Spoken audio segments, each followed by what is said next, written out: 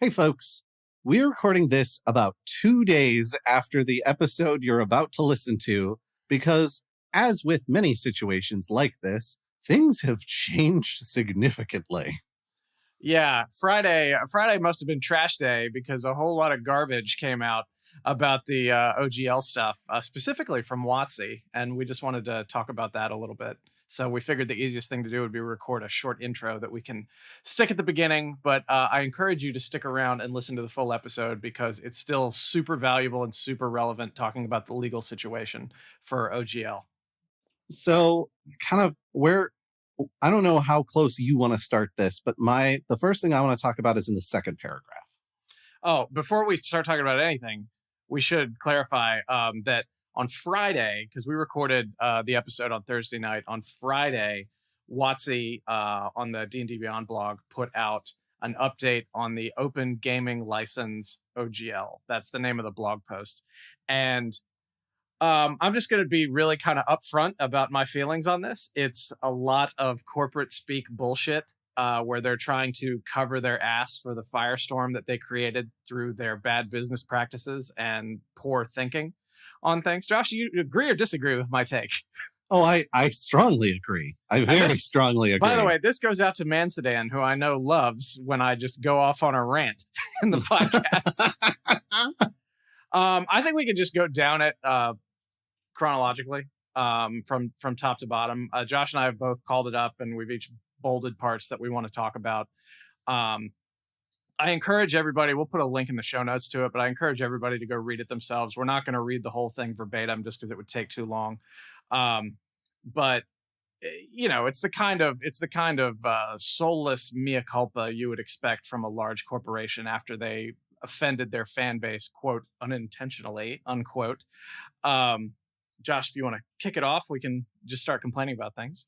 Yeah. So the first paragraph is basically all fluff. So I have nothing of interest to say about any of that. It's basically them being like, listen, let's everybody slow our horses down. And then the second paragraph is where it starts getting meaty, I would say. Well, one thing I want to mention in that first paragraph is they're talking about the 3 goals that they had in mind for revising the OGL. And one of them is, we wanted to address those attempting to use D&D and Web3 blockchain games and NFTs by making it clear that OGL content is limited to tabletop role-playing content like campaigns, modules, and supplements. No, you could have targeted it a lot more directly if that's actually what you were trying to do.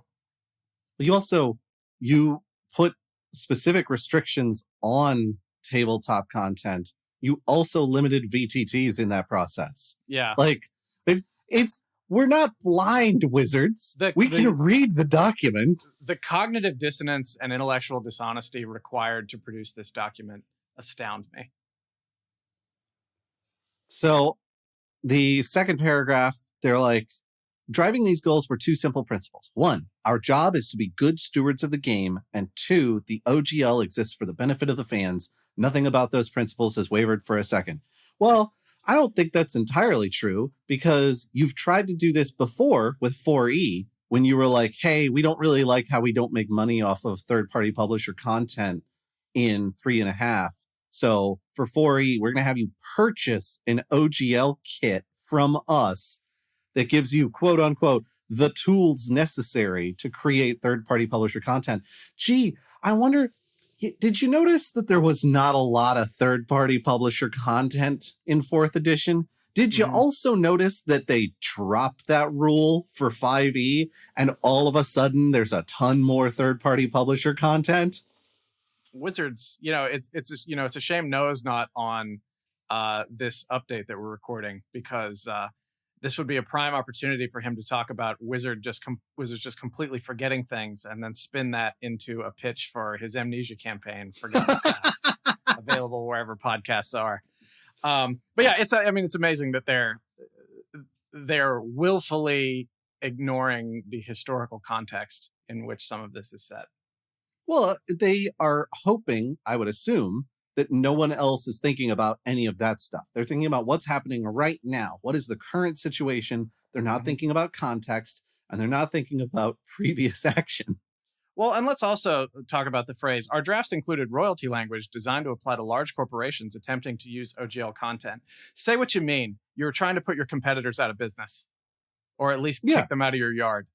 I mean, all right, look, I get it. Pathfinder was a big ol' honkin' double deuce to the big dog in the room because Pathfinder was quite literally a protest against the update to the OGL that they were doing with 4E. That's how it started. It was a way for people to continue using 3.5 content, but for new things. I get it. I get being like, hey, you know what? We're tired of Pathfinder and things like Pathfinder being able to do what they do off of our platform because it feels like they're engendering their own competition. I get that. I kind of understand that from a business standpoint. The problem is, if you're going to do something like that, it needs to be specifically targeted towards you can't create an additional role-playing system based on our role-playing system and then use it with our rules to play your own game. Mm-hmm. That would be the way to target that. And that's not what they did. Yeah. And like, again, I also can appreciate it from a business perspective, but say what you mean. If you're doing it because you don't want your competitors to be able to benefit from your work, say that when you have this document that you're putting out allegedly for comment and draft, and it was never intended to be the final document, which is a lie also. They talk about how other expressions such as educational, charitable campaigns, live streams, cosplay, virtual tabletops, etc., will remain unaffected by any OGL update. Content also already released under 1.0a will also remain unaffected.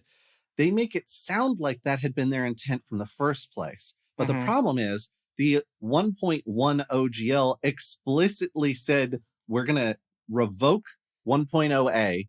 And if it's not in 1.1, you can't do it. And VTTs weren't on that list. Live streams weren't on that list. There was a bunch of stuff that they were like, yeah, you're going to have to like play between the lines basically, or we're going to shut you down with legal recourse. And let's be really clear about what they're still saying here. They're saying content already released under 1.0a will also remain unaffected. They're not saying we're not going to revoke 1.0a.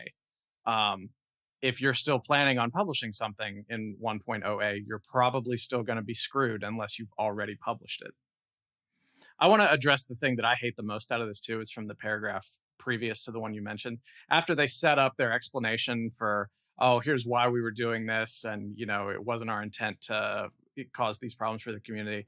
They start the next paragraph with, however, it's clear from the reaction that we rolled a 1. Shut up. Stop trying to be cute about it. You screwed up, or maybe you didn't screw up. Maybe this was part of your intent all along, because now you get to look like you're listening to the community.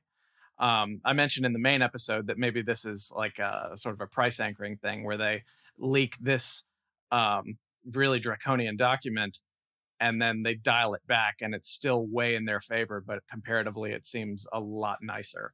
But anyway, shut up with this we rolled a 1 shit. People are mad about this. You're trying to take people's livelihoods out of their mouths.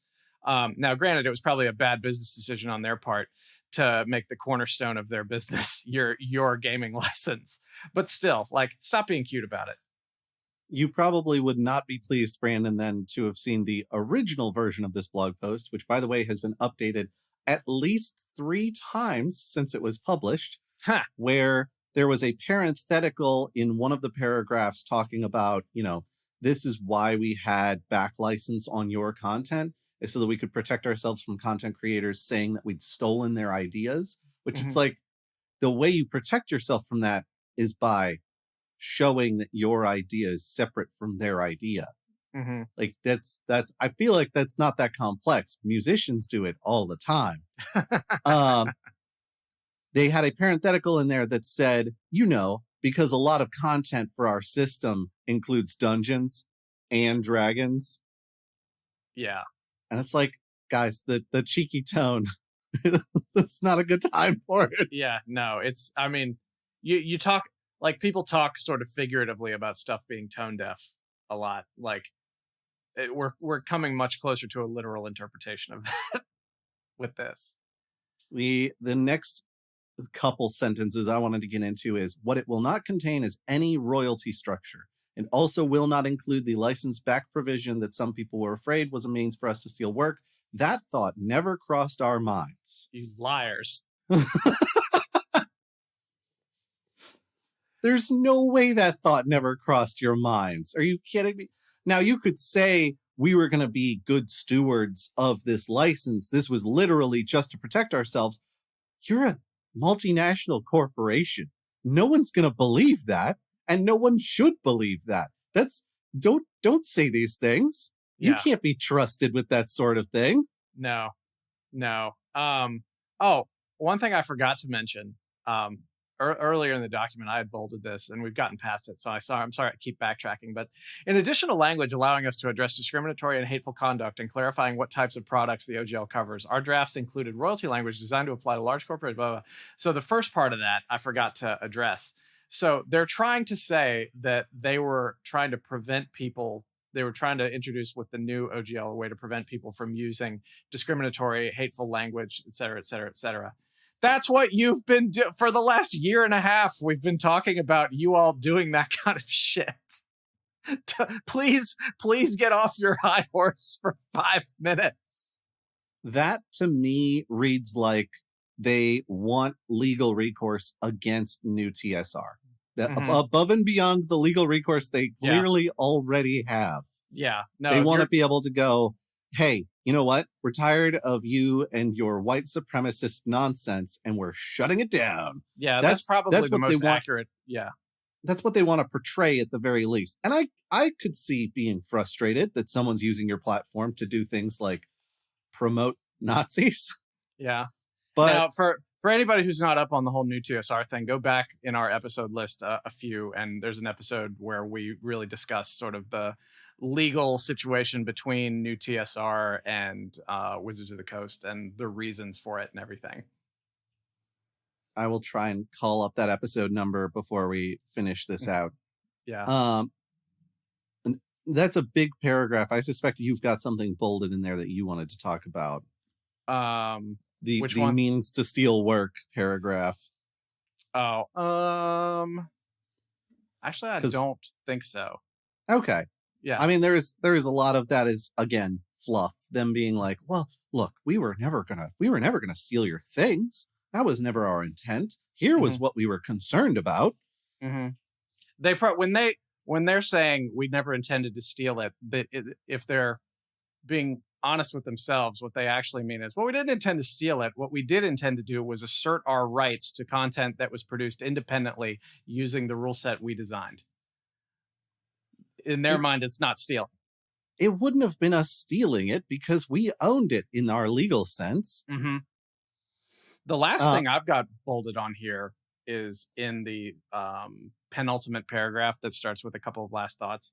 It says, second, you're going to hear people say that they won and we lost because you're making your voices heard, forced us to change our plans. Those people will only be half right. They won and so did we. Shut the fuck up. Shut up. I saw someone post an incredible meme on that specific sentence, which was the that scene in Thor where the Jeff Goldblum character is like, hey, listen, you know, we're all winners today because you couldn't have an uprising without me. Someone to uprise against, right? Yeah.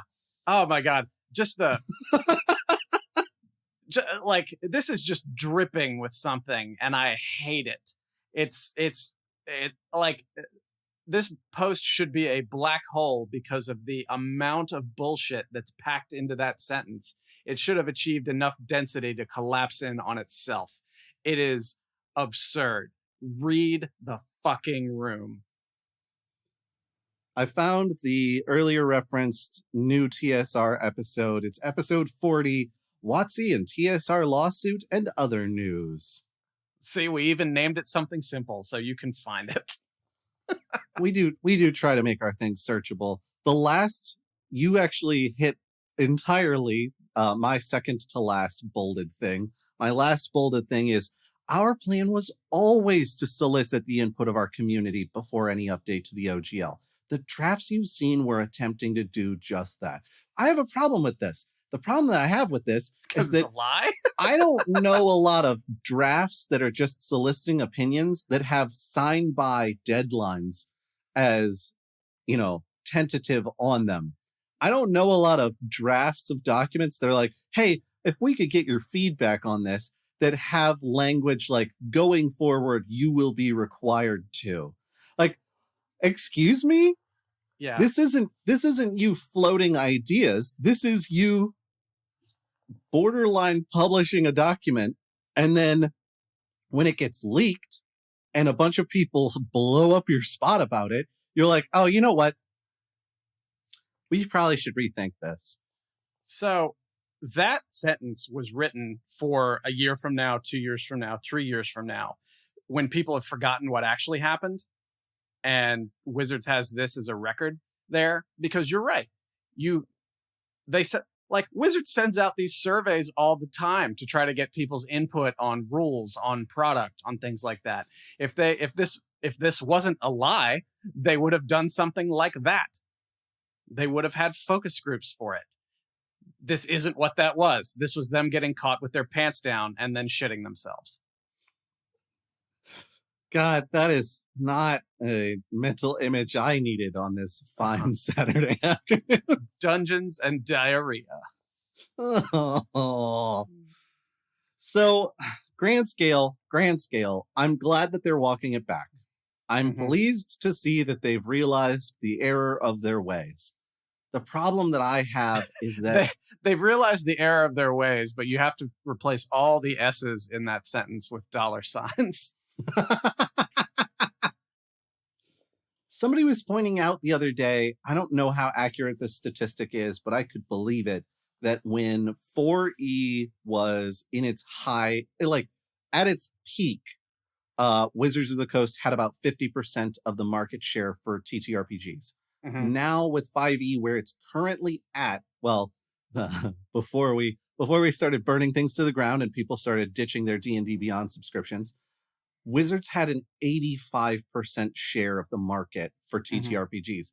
I don't know how fully accurate that is, because I think there's something to be said for Wizards is also charging the most for their product. So if we're just doing this based on $signs, then that might be part of that. But it does to me feel like 5E is the biggest that Wizards has ever been. And the reason it's that big is because of third-party publishers, not because they've been doing something super different, super excellent, super like well-crafted and well thought out. They're doing the same sorts of stuff they've always done, and they've made things a little bit more open and a little bit easier to mod and a little bit easier to play with new people. But it's still Wizards doing Wizards stuff. It's still like the module books are still very much in line with the sort of stuff you'd expect Wizards to be publishing. I haven't seen anything big and dramatic that's changed, but I do feel like D&D right now is so much more of a household name probably than it ever has been. And you know why that is? Because of OGL 1.0A. Because they built a community with it. They created something and they gave it to the community to build off of. That's how you build a brand. And they've gotten a little too big for their britches on it, and they've forgotten that, and now they're trying to consolidate, and all it's going to do is result in fragmentation of the market. Because like one of the other notes I wrote down for this update is like, since we talked on Thursday, I've seen at least 3 or 4 more companies make an announcement about their own license and their own system that they're rolling out. A quick thing that I want to say, because it was a big part of the conversation we were having in the Discord yesterday, is if you are going to go, you know what, I'm tired of Wizards of the Coast nonsense. I'm tired of Big Papa Hasbro and Grandpapa capitalism making all the calls on all the shots everywhere. I'm getting out of here. Your friendly local game store could use that information. And if you're thinking about picking up another system and that system has a physical copy, odds are good your friendly local game store can make that purchase for you. I, of course, locally am speaking of Alpha Comics and Games, conveniently located in Willow Lawn, Richmond, Virginia. But wherever you might be listening to this from, if you're going, you know what, I'm done with D&D, I'm getting out of that game, I'm finding something else to play, here are the things I'm interested in picking up, feel free to experiment. But at the point that you're starting to buy books, instead of just buying them directly PDF style, online, whatever it may be. If they've got physical copies, consider giving a shout out to your friendly local game store so that they can be up to speed with what everybody's doing. Mm-hmm. Yeah, and the last thing I want to mention is in the episode, I dunk a little hard on Critical Role for various reasons. And also yesterday, Critical Role put out a statement that's, kind of a lot of nothing, but if you read between the lines on it, it's not long, so I'll read it real quick. It just says, Critical Role has always supported creators in game development in the tabletop space. We stand by our industry peers, as well as anyone who takes a risk creating a new system or developing an original idea. The beauty of gaming comes from the opportunity to share inclusive, diverse, and compelling stories from a wide spectrum of creators. That's exactly why we launched our own game publishing company a few years ago, because we believe that broadening the field of creators boosts the entire industry. The success we have experienced is thanks to the passion and interest of the greater tabletop community, and we commit to fostering an environment that allows everyone the opportunity to easily share the stories they wish to tell. Signed, Critical Role. And what that tells me, and I'm not the only person who's made this observation, is that Critical Role is developing their own game system, and they are just contractually obligated not to say anything about it right now. I mean, I think another thing that no one really wants to highlight too strongly because of Critical Role's current contractual obligations is that Critical Role started out as a Pathfinder 1E campaign. Gasp!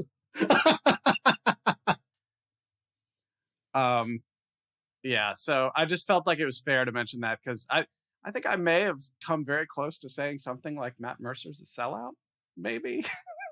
I know for sure that you were like, Critical Role sure is quiet during all of this. Yeah. But I feel like that's where this is going. Like, I know they knew they needed to say something, but I'm not going to be surprised if they start taking some steps away from Wizards of the Coast in the next couple of years. Yep, 100%. All right, is that all we got? I think that's all I got. All right. Well, anyway, the rest of the episode is really great. We have a special guest on to talk about legal ramifications of things and sort of explain the situation. So give it a listen. But we decided that enough had happened that it was worthwhile for us to take a half hour on Saturday and record something really quick to stick at the beginning of the episode. Scott, thank you very much for editing this at the beginning of the file. We really appreciate it. Now, stay tuned for this episode of the Goblins and Growlers podcast, and we'll see you all soon.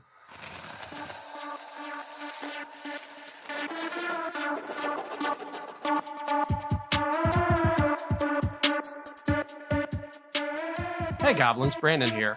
If you enjoy what we do and you'd like to help support us create more and maybe even take the podcast to weekly, then the best way right now that you can support us is to head over to patreon.com/goblinsgrowlers. You can find all the different stuff we do there, one-page dungeons, bonus audio for things, all kinds of stuff.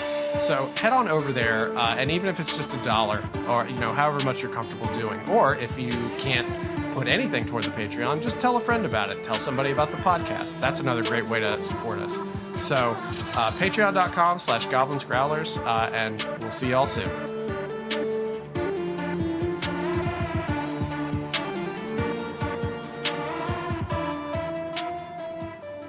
Hello, GG peeps, and welcome to another episode of the Goblins and Growlers podcast. I'm Josh Maltby at BlackCloakDM on Twitter. I'm Brandon Dingus at Way of Brandalore on Twitter, and if Twitter's gone by the time this comes out, some other social media. And also, Josh, I've told you I don't like GG peeps.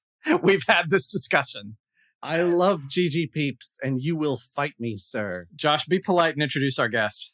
Our guest today is Noah Downs, Esquire, at my lawyer friend on most things, including Twitter. Yeah, and Twitch and TikTok. Debated.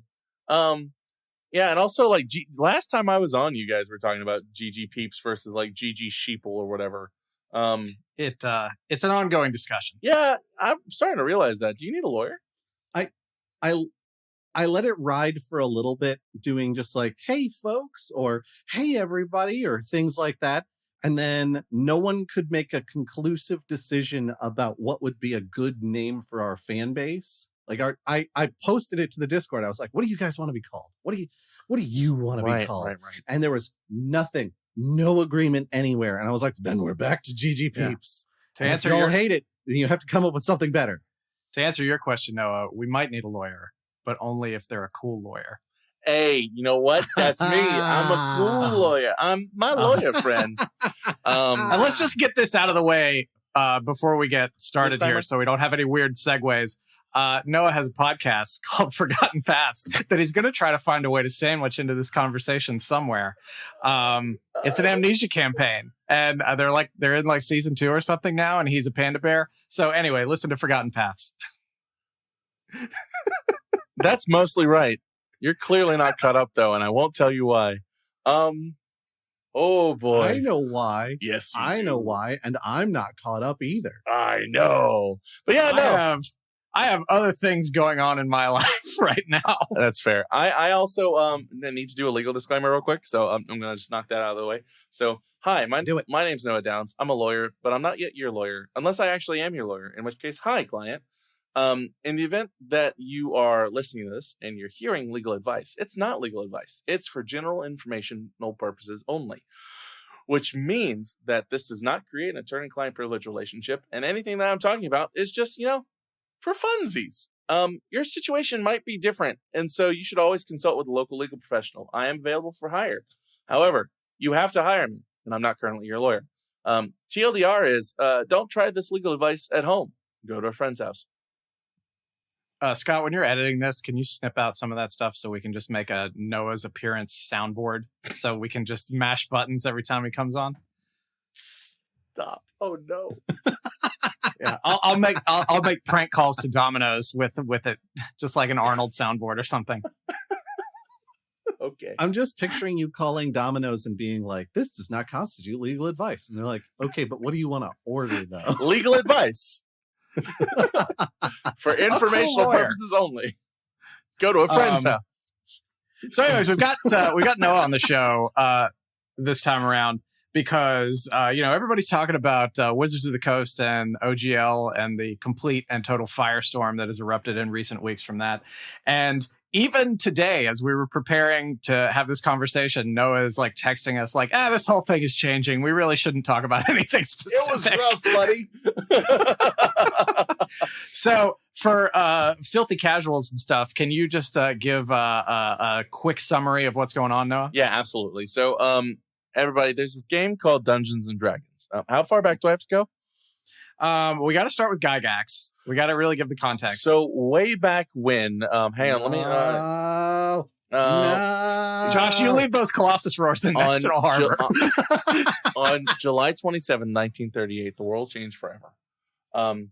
In a hospital in Chicago, Illinois, the one and only Ernest Gary Gygax was born. Child of Almina Burdick Gygax and Ernest Gygax. So he was a junior.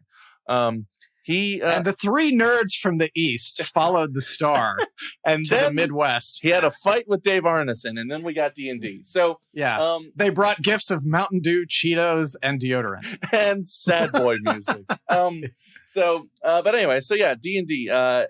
It's something that we all love. We all play. We all have a lot of fun with. It's not the only tabletop system out there, but it is by far the world's most popular tabletop role-playing game. I digress. The Open Gaming License, or OGL, and we will just refer to it from here on as OGL. So remember this, it is called the Open Game License, is something that Wizards of the Coast, who owns D&D, they bought it from TSR, which was Gygax's company after he passed away in 2008. Well, not after he passed away, but they bought it in 97. Yeah, they bought it in 97. So in 2000, the year 2000, the year that we all thought wasn't going to happen, Wizards of the Coast released the Open Game License 1.0A, which is a gaming license that is an open license, as it says. What does that mean?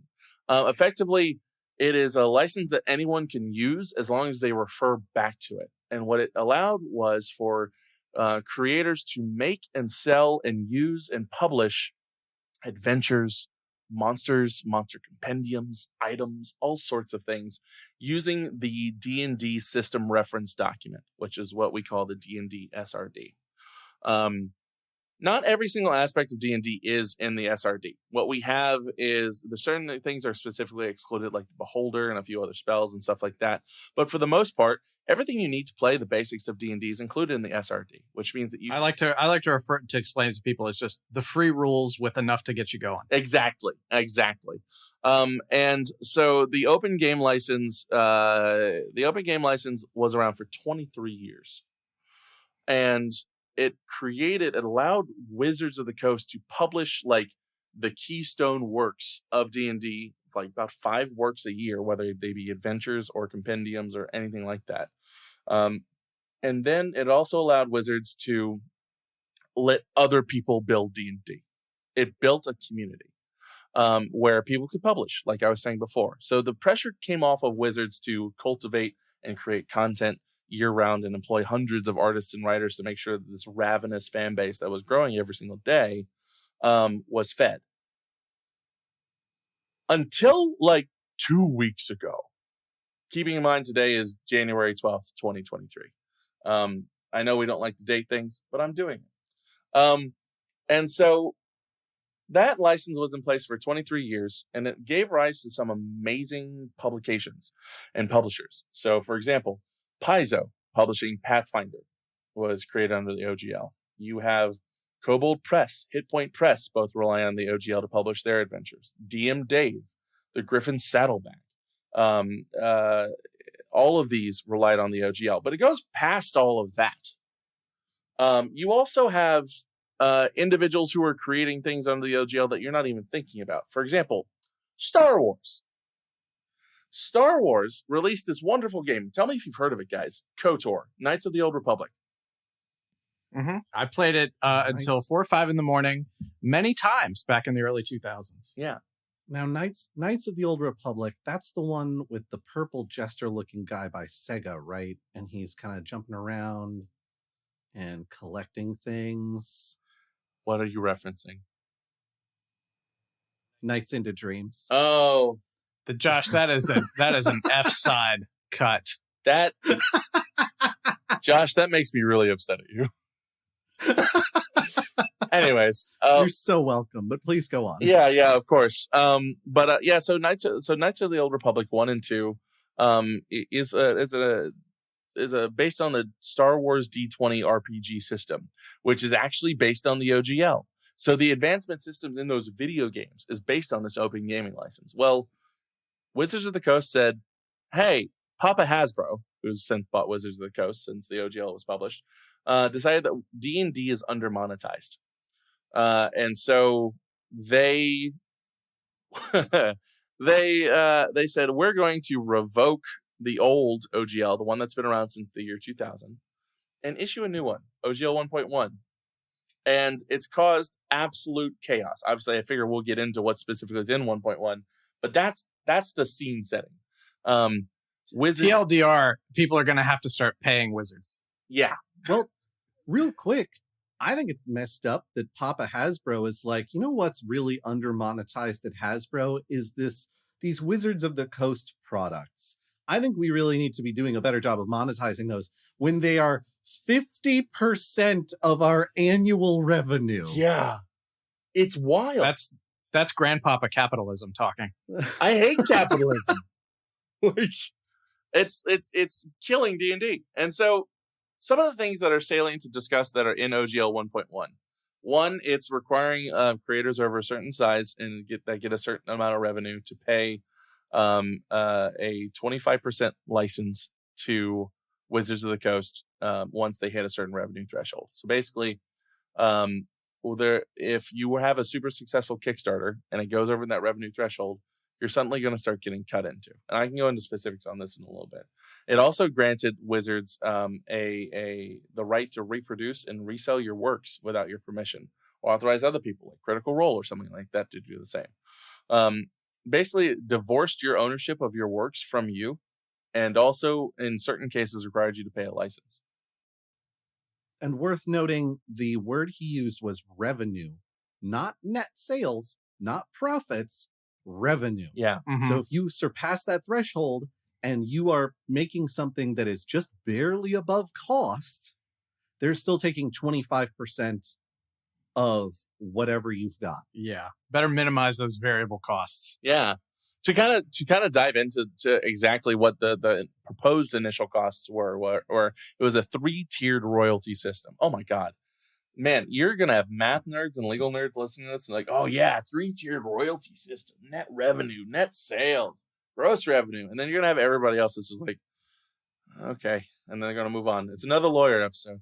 Well, you've got like the lesser nobility, that's like your dukes and your earls, right? And then you've got like people who are actually in line to be taking the throne. Those are your princes, princesses, those sorts of people. The heirs. And then of course you have the actual like people in charge, your queens, your kings, those sorts of folks. That's 3-tiered royalty. Your little fingers, actually. The actual people in charge. I try not to think about people's little fingers. Yeah, that's anyways. Well, the good thing about the 3-tiered royalty system is once they hit that 3rd tier, that's when a lot of the class features start to kick in and they can really start having fun with it. Okay, so here's what the 3-tiered system is. So it's not a character progression and it's not a feudal system. I know, but the 3-tiered systems, basically, if you accept OGL 1.1, which you're forced to do because you can't publish otherwise, you make less than $50,000 a year. You have to every year tell Wizards of the Coast, I made less than $50,000 this year. That's of gross revenue. That's all the revenue that comes in. If you make more than $50K, you have to tell Wizards how much you're making and from what, and then provide them copies with it upon request. That allows Wizards to kind of document your growth as a company. A lot of stuff that you keep confidential. And then, if you make $750,000 a year, for every dollar above $750,000, you pay a 25% royalty.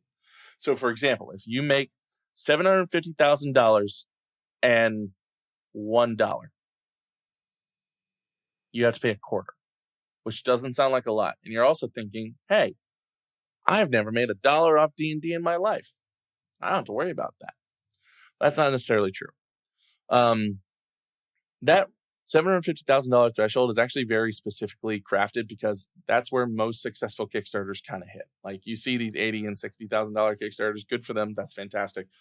But if you're running multiple Kickstarters a year, you're going to hit the $750,000 threshold pretty quickly. In addition, when you're running your Kickstarters, as everyone here can attest to, you have to incorporate a lot of costs into that. So you have to hire designers, printers, writers. You have to pay for add-ons and promotional tier stuff. And at the end of the day, you still have to be able to find a way to pay yourself and your company. Yeah, and so many of the third-party publishers these days have adopted the Kickstarter model for getting everything published. Yeah, absolutely. It's well, and if you talk to anybody in any kind of merchandising field where they are creating merchandise of some kind, ask them about how much of their stuff they get a 25% margin on or more. And I guarantee you, most of them will laugh at you because getting a 25% margin on anything would be just absolutely stellar for most of the stuff that people make. It's mostly just people that resell dice. And you definitely make more 25% margin on that. But most people make like a 5 to 10% margin. So if you're having 25% cut off the top, then you're going to have a massive issue. It's going to really disincentivize Kickstarter. Well, we've actually found out since is that Kickstarter had to talk them down from 50% in order to engage in the strategic partnership that they did enter into. And so I think for Kickstarter specifically, they landed on 20%, at least based on the draft I saw. Right. And then literally anything else, whether it's GoFundMe's, Indiegogos, or just straight up revenue, right? That's all 25%. Patreon, all that jazz. Yep. And so that's going to really kind of cut into your ability to generate revenue if you are doing this as a business. I mean, let me stop you there because this is the question that's just gnaws at me for this whole thing. Like they're not stupid. Like they know that this is going to drive so many third-party publishers either out of business or into a different system. And the bigger third-party publishers we've already seen are launching either their own open systems or other system neutral type stuff. So, like, what's the end game on this? Because it seems very much like a short-term move that's reactionary rather than strategic. Well, I mean, that kind of is the watchword of the year for Wizards, isn't it? Is Yeah. reactionary instead of strategic. And that is because I don't think Wizards of the Coast realized what the outcome here was going to be. I think Wizards fully believes that the reason D&D is so popular is because of Wizards of the Coast, and not because of the community that's developed around it. That's such an amazingly tone-deaf perspective. Because, Right. like, what do they think? Do they think Critical Role is going to give them 25%? No, Critical Role is going to switch to something very easily where they don't have to pay them that. Well, Critical Role is going to get a sweetheart deal. You know what I mean? And that's a lot of bullshit is what that is. I mean, yeah. But if you want to call him Matthew Mercer and tell him he shouldn't have it, be my guest. I'm happy to call him a sellout. I don't endorse this because I've met him. So if he, you know, I know it's beyond just him, but like if they just say, yeah, this is what we're going to do, then they are just the outest of cells that you could possibly be. And so I don't know where Critical Role is going to fall in. And I know that they are against the OGL changes as proposed. But obviously Wizards of the Coast has already said that they're walking back a lot of what they announced with OGL 1.1. So today there's a leaked document called the OGL 2.0. And it was supposed to be released today. But because of the community backlash earlier, Wizards of the Coast canceled their Twitch stream and their announcement post and everything, because we in the open #OpenD&D community got half the fucking internet. Excuse my French. That's going to need to be bleeped, isn't it? No, you get one. It's PG-13. Okay, good. So we got half the fucking internet to. Now it's the same one. to cancel their D&D Beyond subscriptions. If you look at Twitter, they have to be feeling that at this point. So there's a lot going on. Do you think though that the 1.1 was sort of a version of price anchoring where they put that out there and then everybody explodes about it, so they release something that's more favorable but still pretty bad, but just looks better by comparison? Absolutely. I fully believe that was definitely part of price anchoring. However, I do think that Wizards, where they try and get us to land, is not going to be great. So with the 2.0 FAQ that was leaked, it reduced from 25 to 20%, and then they said, and we're also not going to exercise the license to your content that we claim that we could. Now, that's an FAQ that we saw. It's not an actual copy of 2.0. I'm hoping that we see 2.0 soon, because I cannot wait to dive into it. Mm-hmm. It just the whole thing, I just can't believe it, especially after toward the end of last year where they're like, oh, the new SVP of D&D, he's really committed to D&D. He came up as a fan of it and everything like that. And I know it's a business decision that goes far beyond him at a super high level, but just making that kind of move and then turning around and doing this. I mean, it's kind of ironic that the best word I can come up with to describe their behavior is draconian. Yeah. Right now. Yeah. It's just insane, this kind of behavior. Cause they can't, I guess I just sort of look for sort of the best in people or presume the best of them. It's they can't look at the state of the hobby as it is now versus where it was 10 years ago and be like, this is all built on our backs. Right. That's the thing is it's enormous hubris, and it completely, it demonstrates a complete lack of touch with the community. Do you think, well, I guess I'm projecting a little bit further on this, this all goes through, the 2.0 thing happens, Wizards gets what they want, because one way or the other, Wizards is going to get what they want, regardless of how the community responds to it. Which is Wizards a smoking crater where D&D used to be. Yeah. Wizards going to do what Wizards going to do. And I feel like it's because I've seen this in wrestling communities a lot. It's going to set up this sort of casual versus hardcore divide where you're going to have a bunch of casuals who are just like, oh, D&D, why are you trying to be such a hardcore gaming nerd? We'll just use D&D. Yeah. What does it matter? And then you have the people like us who, I don't consider myself like a hardcore gaming nerd, but also I know there are other systems out there. I know there are other publishers out there and I want to use them. Point of order. You said you're not a hardcore gaming nerd as you sit in front of a pinball machine and 3 arcade games. There's actually 4. There's actually 4, and there's another one that's out of frame. Yeah. But that's a different kind of gaming. I'm talking specifically about tabletop gaming, and the pinball table doesn't count. Right. So you do like just for putting yourself in frame here, you are a host of a tabletop and adjacent products podcast, and you're also like a prolific the company writer. that you own. Here's the difference that I'm drawing. I am not the kind of person who's playing a tabletop role-playing game 4 or 5 nights a week and playing in multiple campaigns at the same time. That's the kind of player that I'm talking about when I'm talking about, really like hardcore tabletop players. I'm beyond casual and I am professional, but I'm not doing that, because even if I had the time to do that, I wouldn't do that. I will say that by that definition, Gary Gygax was not a hardcore tabletop gamer, and he is the father of role-playing games. But he was a hardcore war gamer. I will not dispute this. Yeah. But what I was getting at is, like, I feel like this is going to create some sort of, like, essentially 2 parallel lines of the hobby, where you've got at least people like new players, younger people who aren't as aware of sort of the wider community of the hobby, who are just going to be like, well, D&D equals dice and pencils and paper at the table. And you're going to have folks like Kobold, Paizo, who already are sort of fighting for scraps from the 10,000 pound gorilla.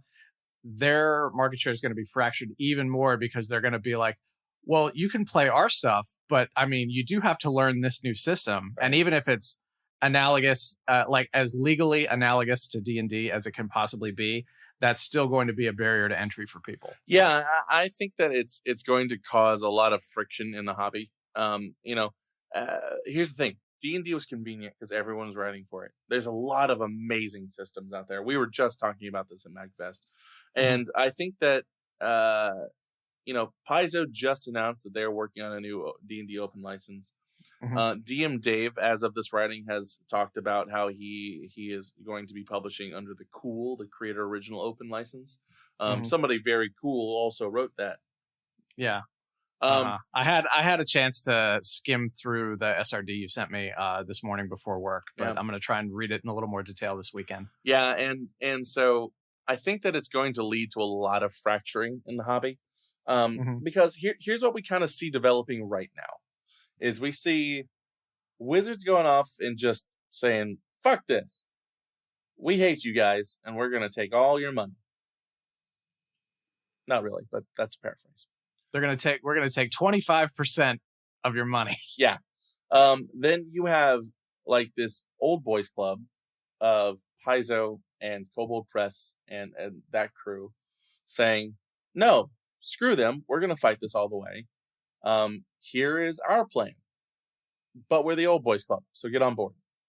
And then you've got this crew of the younger publishing creators who are kind of looking around saying, well, what about us? We're the ones that tweeted #OpenD&D for 12 days when nobody else was saying anything. Where do we live? And I think that what we honestly need in this industry is an association of creators, like a formal entity, association of creators, so that Old Boys Club and Wizards can't box them out. I don't get me wrong. I think that what Paizo and Kobold are doing is fantastic, but I do think that they could do a better job of reaching out to the younger, more significant, and also smaller creators in the industry, and creating a welcoming space for all, instead of doing the same thing that Wizards is doing, which is making something that they're just going to profit off of and hand down edicts from on high. No, let me ask you. So you want us to unionize? Now you're speaking Brandon's language. Yeah. Yeah. let me ask you a question, Noah. Without the benefit of knowledge of the last few weeks of all this stuff going on, let's think about if it's like January or February of last year, and we're sitting here talking, about just ownership and IP for this kind of thing. Would you say, because I've thought this for a long time, that it's just generally a bad idea for so many creative houses to have the backbone of their income based on something that they did not own, no matter how open, closed, or ajar that license was? Yeah, you should never build your IP on something that somebody else owns. I say, as I am the GM of the Forgotten Pats podcast, which is a D&D Here it comes. 5e podcast. It's an amnesia podcast, so we kind of forgot where we came from. That you can hopefully listen to you on only all podcasters. hopefully every year you only make no more than $749,000 from that podcast. Well, podcasts fall under the fan content policy and are significantly less at risk than things like, I don't know, let's say a small company that produces things like one-page dungeon compendiums, just as an example, possibly. At that point, for me, it becomes the principle of the thing. Like if this company is completely screwing over the creative community, why should I continue to give it air with its system? Yeah. Just because they're giving me a nicer deal. Here's the thing: is that I don't think the community would have reacted as strongly to the news that Wizards is trying to do anything with the OGL if it hadn't been for the fact that Wizards gave nothing back in return. They're taking with giving nothing back. What would you suggest they give back in return in exchange for this massive take? Marketing opportunities, using their platform to elevate creators, jobs, featuring, that kind of stuff, pumping in community contests, sponsoring one-page dungeon contests, sponsoring people doing creation and occasionally having a Kickstarter application fund, something like that, where the money that goes, a portion of the money that's raised from the royalties here goes back into the community. Would you say that Wizards just fundamentally doesn't understand communities? Like, they understand hard business and numbers, but they don't understand communities or fan bases, not just theirs, but it just sounds like in general. I think Wizards understands communities every other edition of D&D. Because here's the thing: you look at what happened with D&D 4e, which is the last time this happened, and now then we had 5th edition. Everything was wonderful. And it's like Star Trek movies. Yeah, exactly. Like every other time they get it right, and so, but in this particular case, it's quote unquote 6e or 1 D&D is coming out, and they're messing it up again. All right, we'll end the podcast right there. Wizards is messing up again. Wizards, you done fucked up again.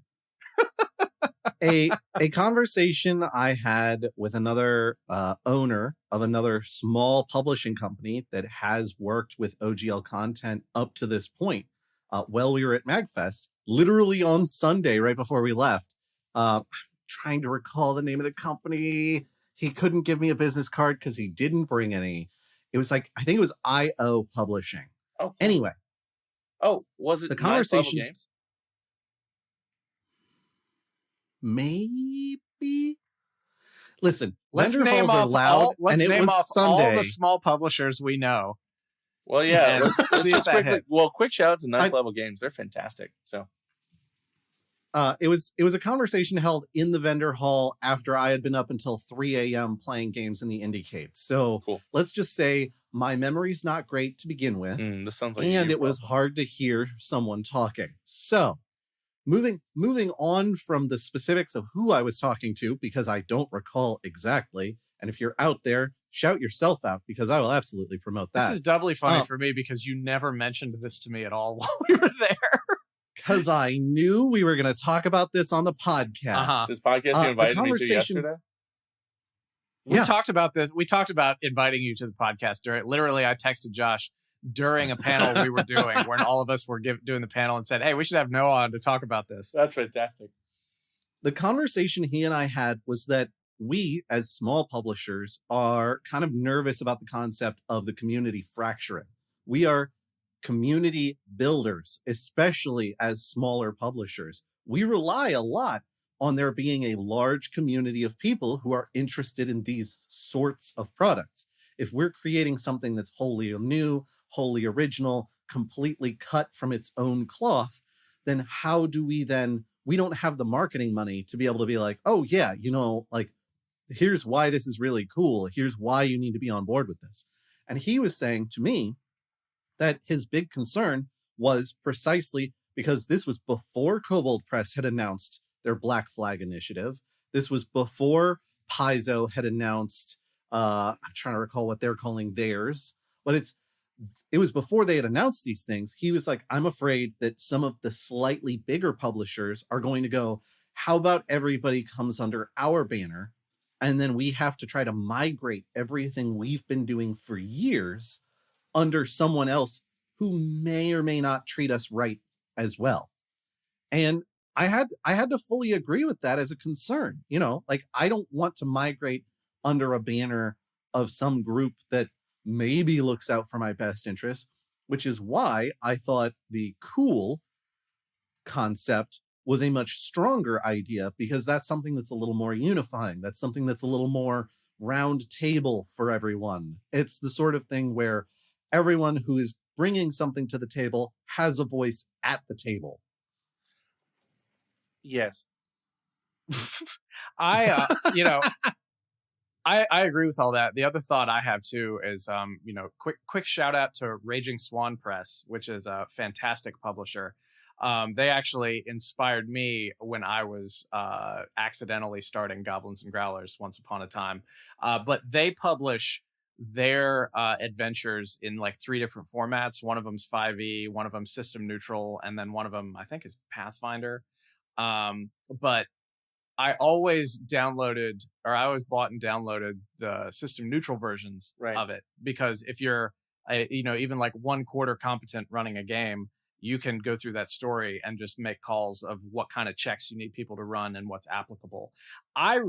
Personally, I would prefer to see a future where we're all writing stories that we can later apply mechanics to at our choice, rather than writing adventures with built-in mechanics from System A or System B or System C. And this is going to sound like I'm trying to plug it again, but I'm really not. That's exactly what I was doing with Forgotten Paths. Was I had a story that I was really passionate about, and I know that D&D is popular and it's something that people can really get behind. So I said, hey, here's the bare minimum mechanics you need to understand this. But I swear we haven't had a fight in forever, because people are just role-playing and having a good time. So like, you can say make a perception check, or you just tell somebody to roll and then arbitrarily assign a number in your head. There's a lot that you can do. Yeah. And as Josh can attest to this, in the last couple of years, we've sort of migrated a lot of our one-page dungeon writing off of 5e mechanics and into something a little bit more system neutral. I mean, kind of regardless of the outcome of this whole thing, I think I'm sort of committing myself that I'm only going to write system neutral stuff going forward, or something for like some sort of community owned system or something like that. I will say that that's going to be a little bit difficult for some people. Some people are really struggle with it, as I've found over the last few days. Because so think about it this way: for companies like the Griffin Saddlebag, fantastic company. I've been talking to Griff about this whole situation. And here's the thing: is that the reason Griff's kind of like pipeline is people see his content on Instagram and say, hey, that's D&D content, because they can recognize certain terms that are tied to D&D because of the popularity and colloquiality of D&D as a system. People are like, oh, I can just directly incorporate that. And then people click on his stuff, go to his Patreon, start to support him. That's how he builds his business. And so losing the ability to reliably talk about D&D directly could be a huge blow to him. So while it's great to write system agnostic adventures, that's not going to work for everybody. Yeah, I'll disagree with you on that, because well, then let's fight. Yeah, sure. I think you can still have those conversations and talk about those things, but that doesn't mean that the actual substance of the writing has to adhere to the mechanics and be subject to their rules system. That's true. I can see that. It sounds insulting when I say this, and I don't mean it that way, but I think that's kind of a myopic view of how to run a business and market your business.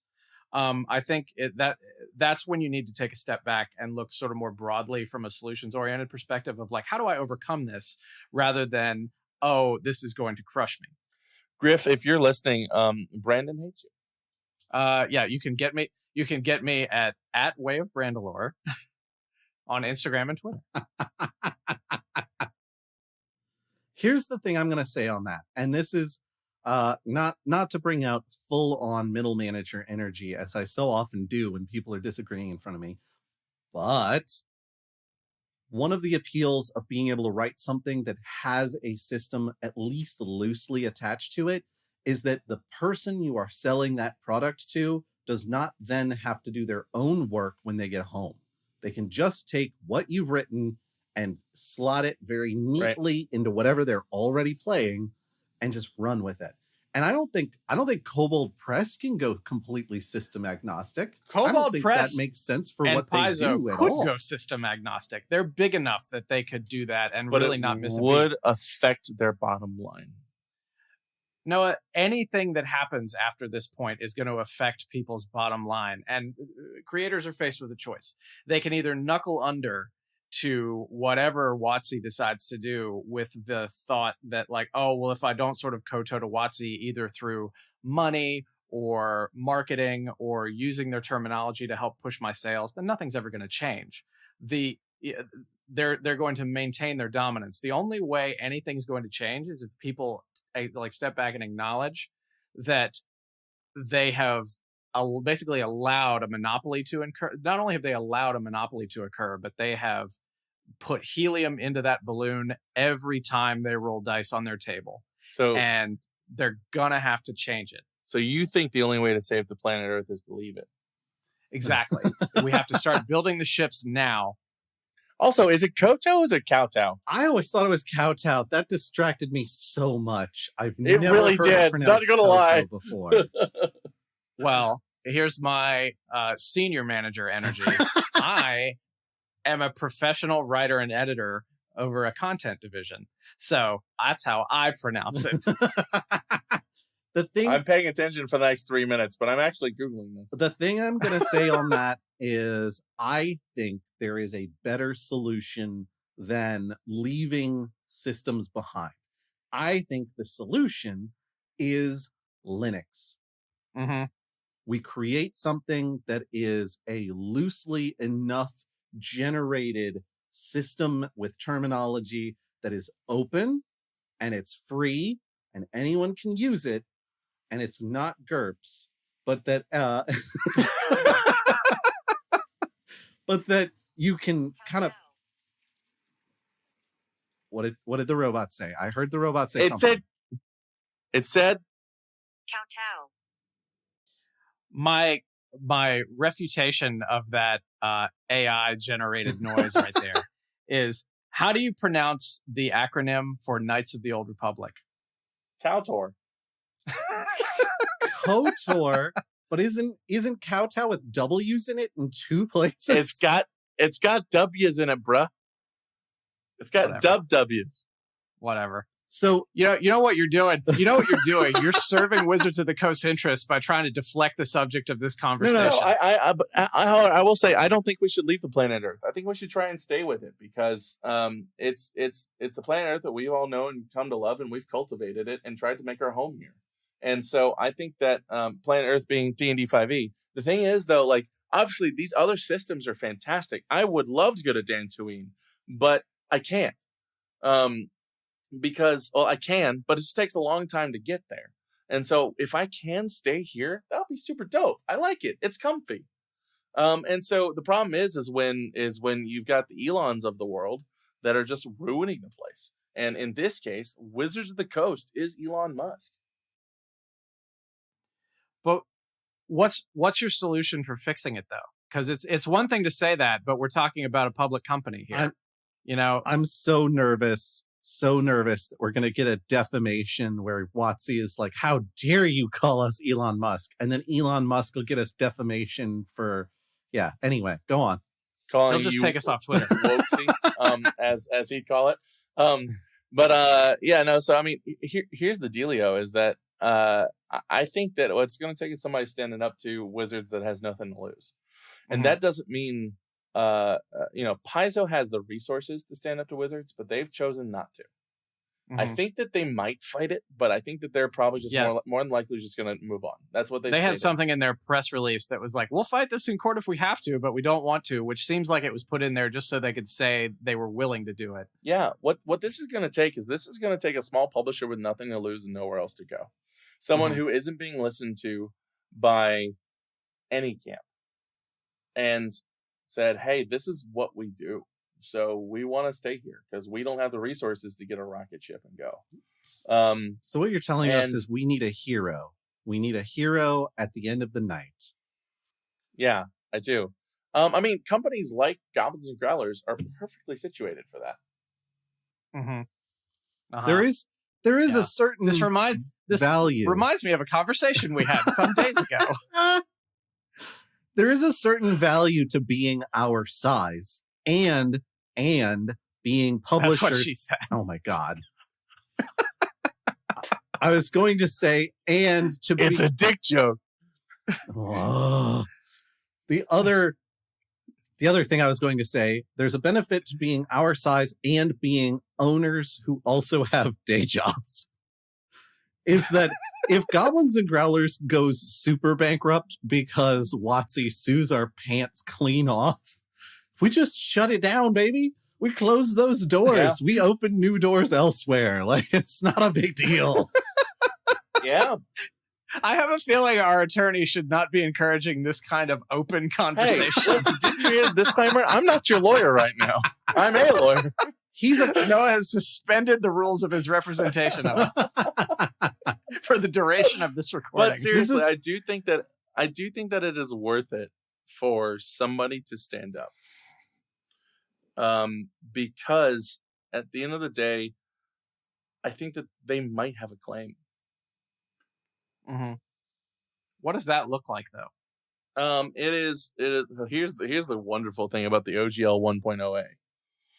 It lacks any jurisdiction or venue clauses, meaning that if Wizards does revoke it and someone says, "Wait a second, you can't do that," and they have been injured by it, so they've suffered an injury, whether it be loss of revenue or something like that, then Wizards can be sued anywhere. Pretty much anywhere Wizards can be found, which is in most states. They have sufficient contacts. Like, what's the legal argument there, though? Is it that they're not allowed to revoke 1.0? Yeah, it's that they put out a license that everyone relied upon to the detriment of their business, which caused harm. Detrimental reliance claim. This is not legal advice, to be very fucking clear. And I self-censored there. Scott, leave that in. Yeah. This is not legal advice. But I think that somebody could potentially make a claim like that. Because at the letter of the law, the OGL 1.0a is revocable because it expressly does not say that it's not. However, I think that leads to an inequitable result, which means that the laws of equity should step in to fix that. And that is why we have the courts. Let's say they revoke 1.0 tomorrow. What happens? Like, what is the responsibility of like your Paizo or your Kobold who's got a warehouse full of books that were published under 1.0? If they were already published under 1.0a, Wizards has said, and my legal reasoning states that if they are already published in reliance on that license, and you just have stock that you're selling out of, or you're just doing a reprint with no changes, you're clear. If you are editing, updating, adding appendices, drafting something new, or haven't published it already and you were planning on publishing it Monday, but you can't, then you're in a very gray area. Let me ask you a hypothetical question. What if you have something that's not ready to be published, but you go ahead and publish what you got, and then you treat that like any changes you make to it later, you treat that as an update? Updates might cause issue and lead to problems with republishing. Just try to help people find loopholes. That said, it depends. I know that I can tell. It kind of depends on. It depends on how big you are as a publisher. Wizards isn't going to care about you if you're making less than 50. They've stated that. Yeah. I'm not asking this question to any particular person. I'm just sort of thinking it out loud. Could a business, a small business like that, could they if they end up making more than $50,000, let's say they make $60,000 that year. Much in the same way that if at the end of the tax year I realize I've kicked myself up into another bracket, can I dump money into a Roth IRA to help lower my tax burden? I wonder if a company can do that by like making a charitable donation. No, because it's on revenue.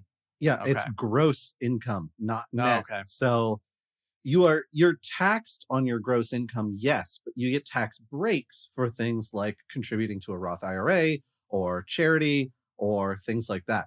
Now that has to be contributions from your revenue into those places. It can't be like if you were to receive an influx of $10,000 and then immediately donate that to charity, that does not then reduce your previous gross by $10,000. That reduces that revenue stip is a real bitch. Yeah, it's really hard to get around. Yeah. So Well, I mean, don't make money. That's the easiest way to get around it. Hey, don't worry. I'm very good at not making money sometimes. Mhm. Yeah. Other times I'm used very to- good at making money. Yeah, I had a former partner who was like excellent at creating anything. Like they could sew, they could build stuff and everything, and they were like, "Yeah, I could make anything except fucking money." That's awesome. oh, Yeah, guys. Yeah. Anyway, this is a real bummer. This is a real bummer for the community because I was starting to feel like D&D was getting to a really good place, and there was some really good energy out there from the company and the community. And this kind of sucks. You got to have something that kills the golden age. Yeah. I just didn't think it would be them themselves. Yeah. here's the issue: is what I anticipated happening was that WotC was going to finally get big enough off of all of the like free marketing that all of these third-party publishers have been doing to be like, I'm going to start buying third-party publishers. And They're I'm just going to going be to the Vince McMahon of tabletop role. Yeah. Well, and that's the thing is like we all knew that that WotC was going to release was going to incorporate critical failures into the official rules for Open D&D. I just didn't think they'd incorporate it into their early announcements leading up to it. Nice. No, what do you speculate the next move in this whole thing is going to be? I think they're going to release OGL 2.0. I think that they're going to try and walk some of it back. And there's an element to them potentially just waiting it out. Kind of like the go to the pub and wait till this all blows over. You know what I mean? Mm-hmm. Because you can only maintain outrage so long. Mm-hmm. And that's what the Open D&D movement has right now on its side, is that it's got outrage. But at a certain point you get tired. I'm tired. Like I'm exhausted after this week and keeping things up and posting that Medium article and continuing to go. It's exhausting. But you just keep on trucking. I think the SEO friendly title for this episode should be "We Should Sue Wizards?" ? Please. No,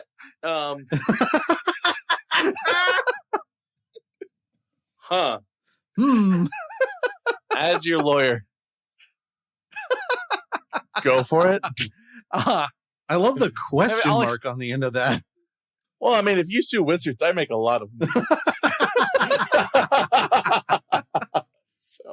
So go nuts. Yeah, no, I know what you mean about sustained outrage. It's just like it's whenever something's going on in politics, and it annoys me to even read about. I just ignore it for like 2 weeks and then it goes away, and I never have to hear about it again. And it just means that people are just going to roll over and accept it because it's easier to roll over and accept it than do something positive for the community. Well, now hold on. Because I think the big thing here is that if OGL is in fact detrimental to third-party publishers are going to migrate away because they can't live under that umbrella. They can't. I'm talking about players. I understand that. Yeah. But the point that I would make on that is that if everyone who's been publishing third-party publisher content for Wizards of the Coast under the D&D 5e, OGL, all of that sort of stuff, if they all migrate away, or even if not all, even if most migrate away and start creating content elsewhere, suddenly you're back to having that same content drought that 5e had when it first came out, because so many third-party publishers wanted nothing to do with 4E, and they were like, we're going to wait until 5E has its bugs figured out before we decide whether or not we're going to do anything with that. There's a reason. Yeah, and we were almost there. We were almost there. 5E having its bugs figured out. Yeah. There's a reason why Pathfinder got so big and stayed so big even after 5E came out and just scooped a whole big chunk of the market back. There's a reason. I've been sitting in Alpha Comics and listening to people walk through and look at the shelves and go, yeah, I mean, all of this is cool, but like we mostly play Pathfinder, so none of this really applies to us. I've heard that conversation in my friendly local gaming store. Huh. This is just because of the friend that I have that plays Pathfinder, just their general attitude. I've always had a concept in my head of Pathfinder as hipster D&D. I was about to say, is Pathfinder the people that drink craft brew and tell you that your Miller Lite sucks? Well, they wear Doc Martens and peg their jeans. Well, I can't say that for certain because it is Richmond. So, there's a lot of that crowd out here. Yeah. And I will be honest with you, I have nothing but respect for those people. So, what other points do we feel like we need to make? Good God. This is ever changing and evolving. I think the most important thing to take away from this is to support your creators. Especially in their old age, when they can't live on their own anymore. Support your creators and support your gold prospectors. Ah, yes. I remember once when I was a child when you could play Dungeons and Dragons. And you didn't have to pay a man when you made more than $50,000. $50,000. Nowadays, you can't buy a Pepsi for $50,000. Ah, yes, that was before Brandon told everybody to flee the earth. But I would say that support your creators. That is your Goblins and Growlers publishing. Check out the store. Your DM Daves, your Griffin Saddlebags, all of that. Oh, actually, one really important note to this is the Open Gaming License proposed both 1.1 and 2.0 right now, based on what I'm reading, kills virtual tabletops. Oh, yeah. That's 100% accurate. Yeah. Of course it does, because they want their homegrown 1D&D solution to be the only game in town. Yeah, exactly. They want that to be the only game in town, and the Roll20 licenses are gonna run out eventually. So I think that you're gonna see like Foundry is gonna have some issues. Like I know they're really concerned about it. Like, so yeah, no, it kills virtual tabletops. Yeah, I would have more to say on that if I played virtual tabletops, but I don't. I represent several. Shout out to Alchemy RPG. Mm-hmm. The best. Yeah, I'm aware of them. I've just never used them for anything. I used Roll20 about 10 years ago, and then I used Roll20 again not too long ago, and it's like the same experience. It was the exact same experience. Subpar. Yeah, you know what? Speaking of things that aren't subpar that you haven't tried out lately, just because I know you don't have time, you can also Stop it. Check out Stop it. Forgotten Pat's podcast.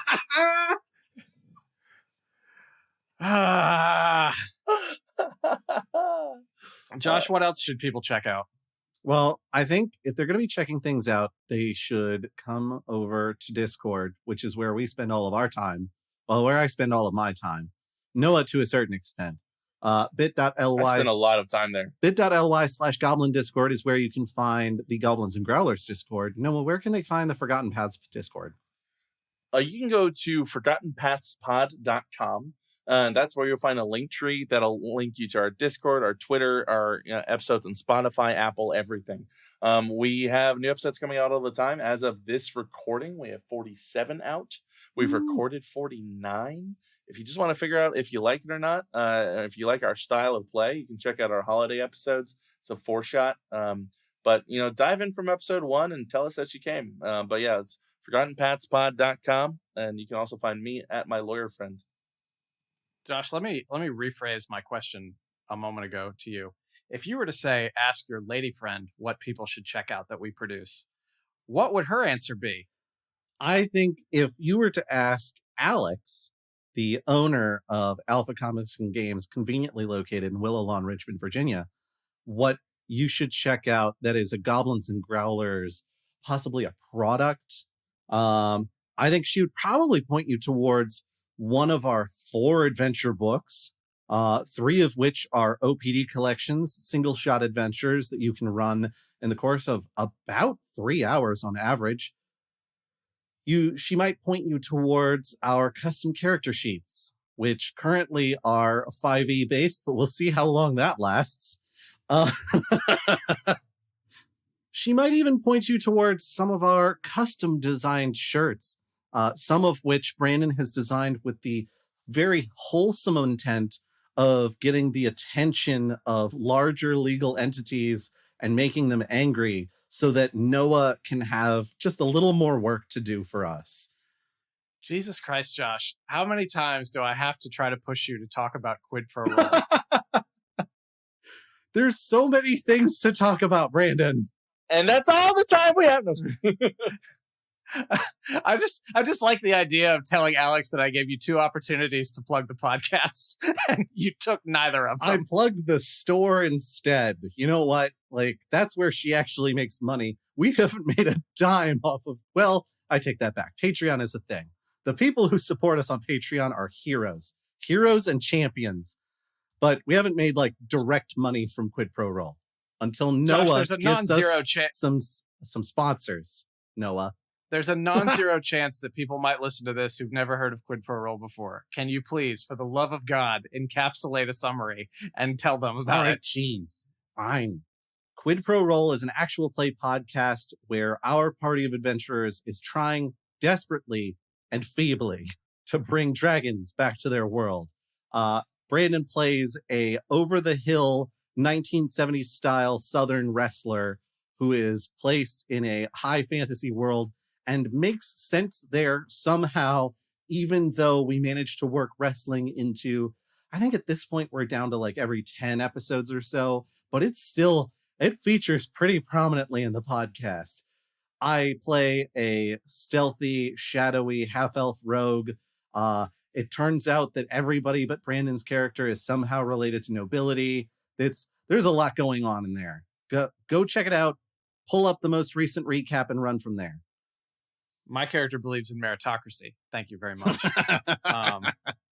And also, I was about to say, and to make it even more interesting, my character, Charles Gravy Boat Barnes, is a triple multi-class barbarian, bard, and what's my other one? Barbarian, bard, monk. That's right. Anyway, that might not mean anything here shortly if the new OGL comes out. So he'll be a triple multi-class something and something else.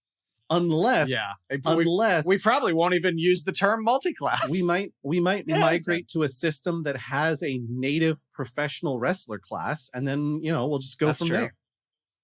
All right, you heard it here first. Quid Pro Roll is migrating to Nathan Paletta's worldwide wrestling powered by the apocalypse.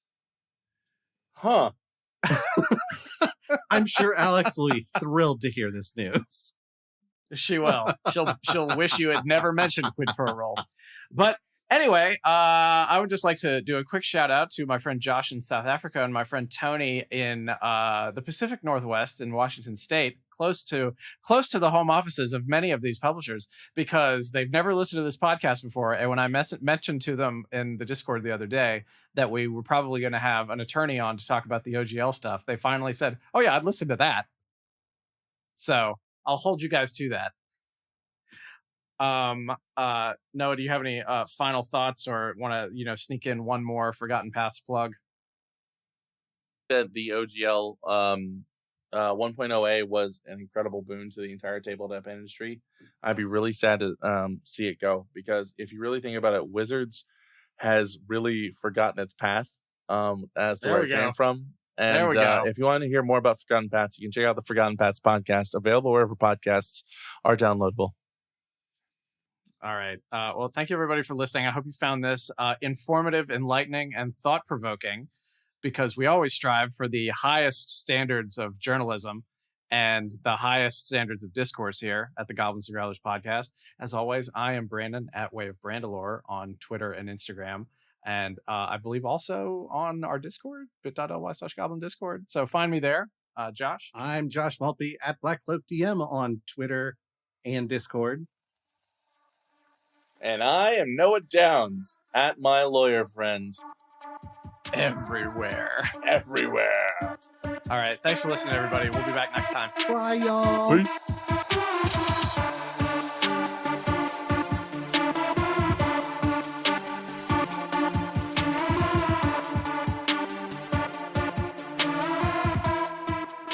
If you like what you hear, consider subscribing and giving us a review over on Apple Podcasts. Especially early in the feed, subscriptions and reviews are super helpful for bringing new listeners our way. Thank you.